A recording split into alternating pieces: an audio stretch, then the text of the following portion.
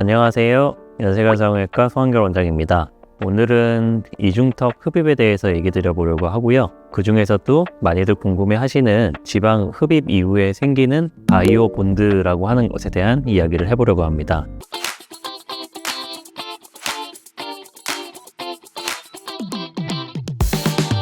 먼저 바이오 본드의 정의를 말씀드리자면 사실 의학적으로 정식 명칭은 아니고요. 바이오 본드에 대해서 여러 가지 원인에 따른 그런 정의들이 있지만 쉽게 생각하셔서 지방 흡입 이후에 생기는 일종의 흉살 정도로 생각하시면 편할 것 같습니다. 사실 수술을 진행한다고 했을 때 많은 분들이 겉에 절개하는 흉을 많이 걱정을 하시고 또 여쭤보시곤 하는데요. 물론 흡입을 위해서 또는 근육 묶기를 하기 위해서 귀 뒤쪽이나 턱 밑에 약간의 절개를 하고 그 부위에도 흉이 덜 생기게 여러 가지 처치나 관리를 해야 되지만 수술이라는 것은 꼭 피부 쪽 절개뿐만이 아니라 그 안쪽에 실제로 수술이 진행되는 이 공간에도 어느 정도의 흉이 생길 수 있고 그것을 일반적으로 바이오 본드라고 생각하셔도 크게 무리가 없을 것 같습니다.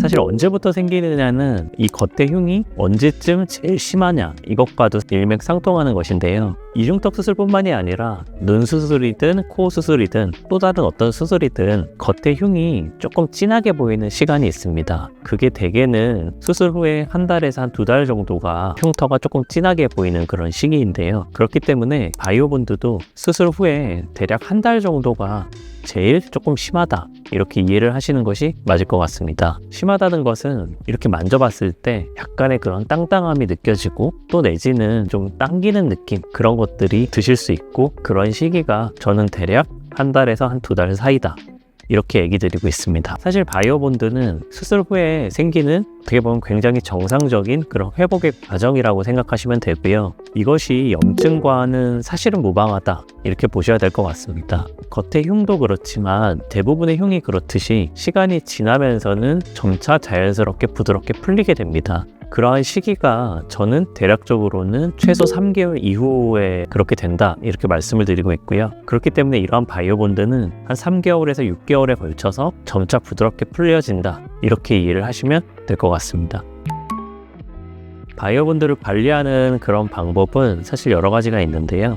아까 말씀드렸듯이 가장 심한 시기가 한 달 정도 근처이기 때문에 저희 병원에서는 그런 한 달 정도 되는 시기에 맞춰서 흉살을 부드럽게 풀어드리는 주사를 직접 제가 놔드리기도 하고요. 또는 그런 고주파 관리를 해드리기도 합니다. 또 집에서 하실 수 있는 방법으로는 저는 온찜질을 해볼 수 있다 이렇게 얘기 드리고는 하는데요. 다만 수술 이후에는 이런 수술 부위, 즉 이중턱 부위가 감각이 좀 떨어져 있을 때가 많습니다.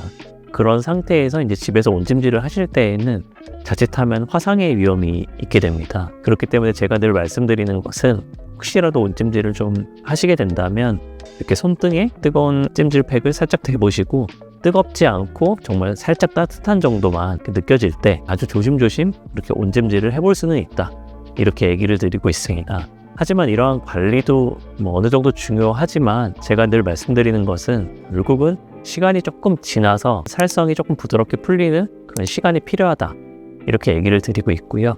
앞서 말씀드린 대로 한 달 근처는 조금 심하지만 빠르면 3개월 또 늦으면 한 6개월 이후 정도에는 굉장히 부드럽게 풀리기 때문에 크게 너무 걱정할 일이 아니다. 다시 말해서 어떻게 보면 정상적인 회복 과정이다 이렇게 이해를 하시면 될 것 같습니다. 바이오 본드와 장액종이나 혈종 이런 것들을 말씀을 드리자면 전혀 다른 거라고 생각을 하셔야 될 것 같은데요. 이중턱 수술을 하고 나면 결국은 지방 흡입이든 근육 묶기든 늘어진 그런 이중턱살을 제거하고 또는 재배치를 해서 이 안에 빈 공간을 만드는 것입니다. 그 상태에서 이 빈 공간은 이렇게 땡김을 통해 압착시켜가지고 어떻게 보면은 좀 날렵한 턱선을 만드는 그러한 수술인데요.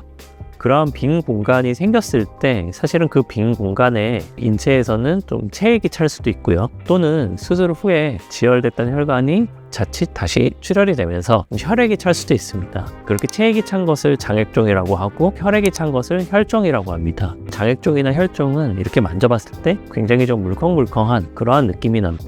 그런데 이런 바이오본드는 그렇지는 않고요. 어떻게 보면 아까 말씀드렸듯이 조금 단단한 느낌, 그러한 것이 더 심하다 이렇게 생각을 하셔야 될 것 같고, 그렇기 때문에 저희 병원에서는 수술 후에 경과를 봐드리면서 제가 직접 체크를 해드리고 있는데요. 사실 일반 분들이 무엇을 이렇게 구분하기는 좀 어려울 것 같고, 혹시라도 그러한 것들이 의심된다거나 할 때에는 해당 병원에서 정확히 한번 진단을 받아보시는 것이 바람직할 것 같습니다.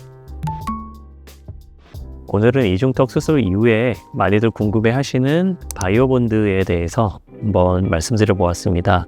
사실 제가 늘 얘기 드리는 점은 이중턱 수술을 할 때 피부 절개 쪽만 이렇게 생각을 많이 하시는데요. 피부 절개에도 당연히 최소한의 흉을 만들면서 해야 되지만, 이중턱 수술을 진행한 실제 수술 공간, 즉 이 턱 밑부위에도 약간의 흉살이 졌다가 풀린다는 것입니다. 그러한 흉살이 지는 것을 바이오본드라고 이해하셔도 무방할 것 같고요. 이것은 어떻게 보면 정상적인 회복의 과정이라고 보시는 것이 맞고요.